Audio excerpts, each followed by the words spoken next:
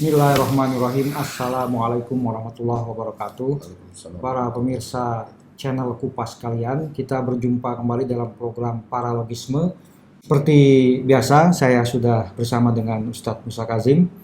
Pada kesempatan kali ini, kami akan membahas tentang Imam Mahdi atau yang disebut juga Mesiah, Sang Juru Selamat. Ajaran tentang Sang Juru Selamat atau Mesiah atau Imam Mahdi ini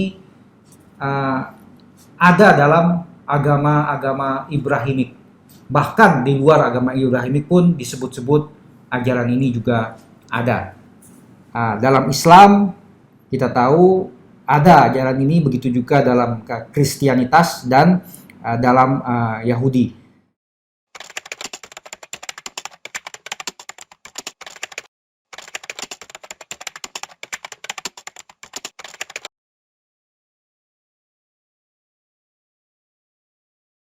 Di situ persoalannya, kalau menurut saya tidak ada satu riwayat atau ayat atau riwayat yang dapat memberikan kita pemahaman seperti itu. Meskipun pemahaman itu atau keyakinan itu sangat populer di tengah masyarakat.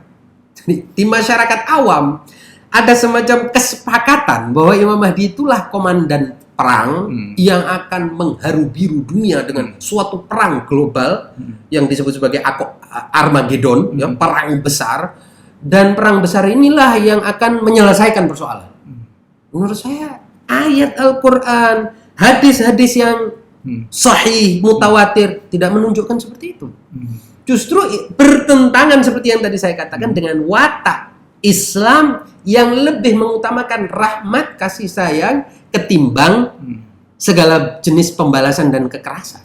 Bahkan sejarah menunjukkan bahwa kekerasan, perang, pertempuran itu justru bukan akhir, itu biasanya awal untuk sebuah rekonsiliasi yang diharapkan mencapai tujuan-tujuan bersama. Manusia kan pada akhirnya punya tujuan satu tujuan yang sama kan. Karena kan kebanyakan manusia ini kita bisa katakan kebanyakan ya. Kita bicara kebanyakan itu mayoritas mutlak lah. 99% manusia ini kan tidak murni jahat. Tidak jahat mutlak. Tidak. Jadi kalau saya bilang kebanyakan manusia ini adalah orang baik yang salah mengambil keputusan atau orang jahat yang kebetulan mengambil keputusan yang baik. Jadi ada baiknya, ada buruknya, ada begini kan, campuran begini. Nah, kalau kita lihat campuran ini, maka harusnya tidak perlu ada pembasmian, pemusnahan. Jadi Imam Mahdi menyelamatkan mereka. Entah penyelamatannya itu dengan memberikan logika yang lebih tepat, pilihan-pilihan, membuka pilihan-pilihan mereka, atau memberi mereka kesempatan-kesempatan yang baru. Mereka mungkin berpikir bahwa alam ini terlalu sempit dan tidak ada kesempatan lain, jadi harus menumpuk dan menguasai segala sesuatu. Di sini Imam Mahdi memberikan sebuah solusi. Solusi itu bisa berupa menunjukkan kepada mereka, oh ini loh ada teknologi baru yang Anda makanan akan tersedia, ini akan terjadi. Begitu banyak cara untuk mempresentasikan Imam Mahdi dan itu ada di dalam riwayat-riwayat. Gitu. Artinya kita tidak bicara tentang sesuatu yang keluar dari konteks agama, enggak. Agama menunjukkan bahwa Imam Mahdi justru bisa jadi memberikan solusi. Solusi bagi umat, bagi manusia kebanyakan. Adapun sedikit harus melalui peperangan dulu. Iya, bisa jadi pengacau. Ini kan sedikit elit yang inilah yang kalau misalnya tidak bisa apa istilahnya dalam Al-Quran itu, ini orang sudah tidak bisa diperingati. Orang-orang yang peringatan sudah tidak lagi membuahkan hasil bagi mereka. Mungkin ini yang dikatakan diperangi. Tapi ini kan tidak harus global. Ini bisa jadi dengan cara yang sangat sederhana, bisa jadi juga dengan satu pola tertentu, hukuman tertentu bagi mereka. Banyak dalam sejarah kekuatan-kekuatan besar yang menindas itu justru hancur dengan sendirinya gitu kan ya. Tidak melalui perang bahkan ya. Iya. Karena itu tadi kesalahan pilihan dia, kemudian dia menjerumuskan dirinya ke dalam lubang dan terus menggali lubangnya makin dalam. Bisa jadi seperti itu. Dan menurut saya itu kan kalau kita presentasikan, jadi kembali saya ingin mengatakan, dan ini sudah saya katakan sebelumnya, presentasi, pemaparan kita tentang Imam Mahdi, kalau selalu kita asosiasikan dengan wabah, krisis, perang. Jadi sebelum krisis ini, sebelum wabah corona ini, sebelumnya kita pernah dihinggapi oleh pikiran tentang Imam Mahdi atau bangkit kembali pikiran Imam Mahdi kapan? Waktu ISIS mengharu biru dan menghancurkan sebagian besar Timur Tengah. Ya.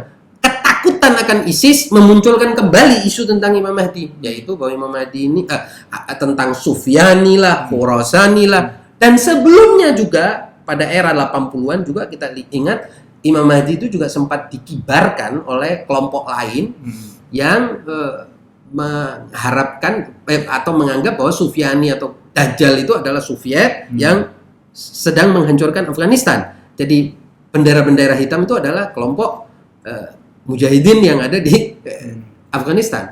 Jadi gini Pak Irman, problem dengan cara berpikir seperti ini sebetulnya ini kan cara berpikir ISIS.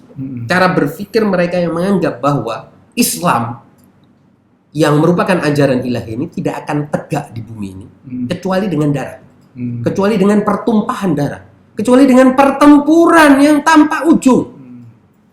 Siapa yang akan mati? Ya manusia juga yang mati. Ini kan manusia yang juga pada akhirnya perlu dakwah itu, perlu penyelamatan itu, perlu solusi itu. Kenapa harus semuanya mati?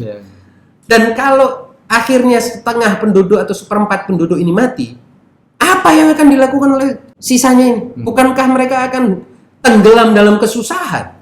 Karena kan sebagian ini adalah saudara yang lain. Jadi bagaimana solusi ini bisa harus melalui hal-hal seperti itu. Oleh sebab itu saya memberikan jawaban bahwa Imam Mahdi tidak harus seperti itu. Bukan berarti akan biasa-biasa saja dan keadaan normal dan semuanya tidak ada perubahan. Terus Imam Mahdi muncul itu juga mustahil. Jadi harus ada tanda-tanda, harus ada yang disebut sebagai kondisi-kondisi persiapan, ya, situasi-situasi yang kondusif. Tapi itu tidak harus kehancuran, konflik, bahkan jangan berharap, karena jangan berharap itu yang menjadi ciri kedatangan Imam Mahdi. Jangan juga mempresentasikan Imam Mahdi dengan mengasosiasikan Imam Mahdi dengan situasi kekacauan dan kekerasan itu, karena itu juga adalah cara ISIS misalnya merekrut masanya, merekrut simpatisan. Saya kira itu problem. Yang kedua, Ustaz, masalah kegaiban. Tadi ada sebagian masyarakat Muslim atau ajaran Islam, dalam ajaran Islam ada sebagian yang percaya bahwa Imam Mahdi telah lahir dan sedang mengalami kegaiban.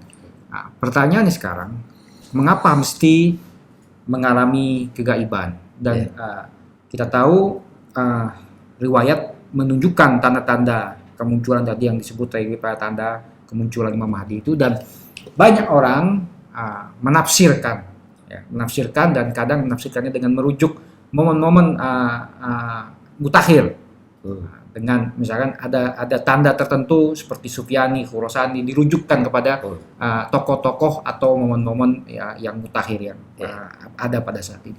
Nah, itu bagaimana menyikapi tadi kegaiban, maknanya dan juga tanda-tandanya? Ya, mungkin kegaibannya dulu kita bahas ya. Jadi begini Pak Irman, gaib itu kan secara bahasa artinya sesuatu yang tidak kita ketahui, sesuatu yang tidak kita lihat, sesuatu yang tidak tampak. Biasanya ghaib dalam bahasa Arab atau dalam bahasa Al-Quran dilawankan dengan syahadah. Syahadah sesuatu yang tampak. Nah, oleh sebab itu syahid itu di salah satu memaknai syahid adalah orang yang baginya tampak sesuatu yang semula gaib. Semula itu semua cita-citanya, kerinduannya pada Allah, kerinduannya pada alam akhirat itu gaib, kemudian terbuka bagi dia. Karena syahid. Bagi syahid. Kemudian dia menyaksikan apa yang semula gaib. Seperti kita ini semua manusia ini, semua pendengar kita, semua manusia, bagi dia mati itu gaib. Bagi kita semua yang masih hidup, kematian adalah sesuatu yang gaib. Tapi kita pasti akan menemui kematian itu. Nah, begitu juga dengan masa depan. Masa yang akan datang itu adalah sesuatu yang gaib. Nanti kalau kita masih punya umur, masa yang akan datang itu, kalau misalnya besok kita masih ada umur, berarti besok yang hari ini itu gaib akan menjadi syahadah, tampak. Tidak gaib lagi. Nah, ini pembagian primernya, bahwa ada gaib, ada yang tampak. Lalu, mengapa sebagian Allah gaibkan. Nah, ini dalam rangka menjaga manusia, menjaga keseimbangan manusia. Kalau semuanya ini dibuka oleh Allah, manusia nggak bisa hidup. Sebagai contoh aja sederhana. Misalnya, ini saya kebetulan mengutip sebagian besar dari penjelasan saya ini dari buku Syed Hasan Nasrullah yang berbicara tentang Imam Mahdi. Nanti akan saya tampilkan di layar ini judul bukunya supaya orang yakin. Kadang-kadang orang bilang, nih siapa sih kamu bicara tentang Imam Mahdi? Ini saya bicara berdasarkan pada apa yang disampaikan oleh Syed Hasan Nasrullah, pemimpin Hizbullah, Sekjen Hizbullah. Nah, mengapa kemudian sebagian itu Allah gaibkan? Supaya manusia bisa hidup normal, stabil, dan punya harapan tentang sesuatu yang baik, atau dia punya kekhawatiran, antisipasi tentang sesuatu yang buruk. Nah, tapi kalau dibuka, misalnya saja, ini sebagai ilustrasi saja, misalnya kalau kita dibukakan oleh Allah bagaimana orang tua kita akan wafat, maka pasti kita punya hidup akan terkuras untuk menyelamatkan bagaimana supaya orang tua kita tidak wafat. Padahal itu adalah sesuatu yang sudah pasti terjadi. Misalnya masa depan itu sesuatu yang bisa jadi penderitaan bagi orang kalau tahu rahasianya. Kalau tahu rahasianya, misalnya Anda diberitahu oleh Allah Subhanahu wa taala bagaimana orang tua Anda atau ayah Anda akan wafat. Seperti ini akan wafatnya. Maka sisa umur Anda dan tenaga Anda hanya akan Anda pakai untuk bagaimana menyelamatkan agar orang tua Anda di jam itu, di hari itu tidak akan wafat seperti yang Allah bukakan kepada Anda. Terus Anda akan mengerjakan apa? Ya nggak ngerjain apa-apa, sudah cuma itu aja. Begitu juga kalau dibukakan oleh Allah bagaimana anak kita akan wafat, bagaimana istri kita akan wafat, ibu, ayah kita akan wafat. Wah, ini hancur semua kehidupan manusia. Atau kita sendiri bagaimana nantinya akan wafat, kita akan tenggelam dalam ketakutan. Dan sebaliknya juga kalau kita diberitahu tentang rahasia masa depan, siapa yang akan memimpin, siapa yang akan membimbing, itu juga bisa jadi persoalan. Dan karena bisa si pemimpin ini bakal diburu, bisa jadi. Nah, jadi itu maka masalahnya tadi, jadi ada banyak manfaat. Kita bukan tempatnya di sini untuk membicarakan manfaat. Begitu banyaknya manfaat Allah menggaibkan sesuatu. Karena banyak. Yang gaib ini tadi berisi, ya kan? Ada kabar dari Allah, ada berita dari Allah dalam Al-Quran dan dalam hadis tentang apa yang akan datang. Di situ orang-orang yang baik, soleh, berharap akan terrealisasinya janji-janji kebaikan itu tadi. Di satu sisi seperti itu. Di sisi lain, melecut orang-orang ini agar bekerja di koridor untuk mempersiapkan realisasi janji-janji itu, ya kan? Ini di satu sisi mereka yang baik ketika menerima kabar-kabar itu. Bagi orang yang buruk atau mau merencanakan keburukan, harapannya hentikanlah, karena yang menciptakan bumi ini telah menjanjikan kemenangan bagi orang-orang yang baik. Jadi kalau kamu jangan berbuat buruk, karena kalau kamu berbuat buruk ujungnya kamu akan binasa, sia-sia dan cilaka dan juga kalah. Karena itu tadi wal aqibatul lil muttaqin. Pada akhirnya ujung dari semua ini bagi orang-orang yang bertakwa. Lah mereka katakan discourage ya, terhindar atau ya berkuranglah semangatnya.